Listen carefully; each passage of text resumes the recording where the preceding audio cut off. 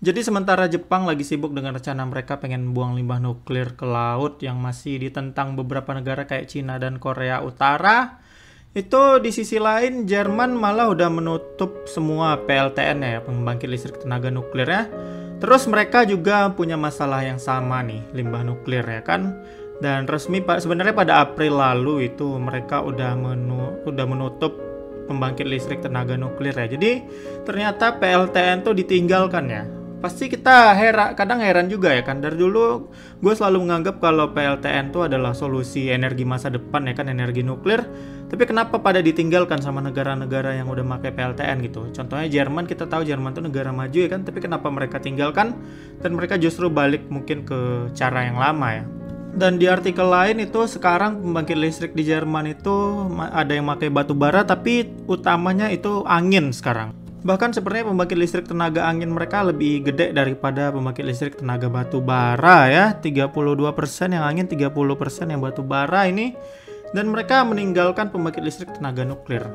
Dan ya masalah utamanya salah satunya yaitu limbah ya.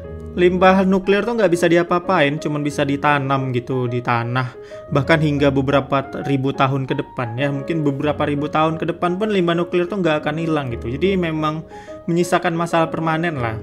Sementara kalau di daerah banyak gempa kayak di Jepang, mereka pengen buang ya kan ke laut, karena kalau ditanam di tanah kemarin itu bocor dia kalau nggak salah yang di Fukushima, makanya pengen mereka buang ke laut.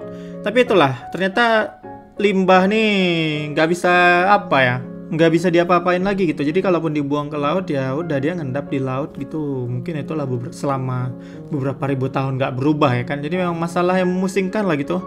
Bingung mau buang di mana. Dan di Jerman ini pun sampai mereka banyak yang protes ya kan, rakyatnya akhirnya mereka menutup PLTN mereka ya, walaupun mereka harus memikirkan gimana gitu membuang limbahnya ini yang masih sisanya.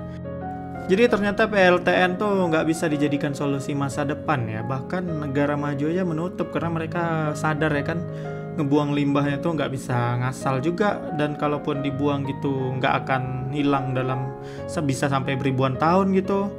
Dan ya sejauh ini dikabarkan ada 30 negara yang udah masih mengoperasikan PLTN, sementara Italia, Kazakhstan, dan Lituania juga udah menutup PLTN-nya. Jadi mereka perlahan pada menutup ya. Sementara di daerah Uni Emirat Arab dan Belarus mereka justru membangun PLTN baru ya. Jadi ya itulah dia, ini cukup menarik untuk melihat perkembangan energi Jerman ke depannya ya. Kita sama-sama simak lah, mereka udah nutup semua nuklir mereka pada April kemarin. Dan ke depannya mereka itu nggak ngandalin nuklir lagi lah untuk pembangkit listrik mereka.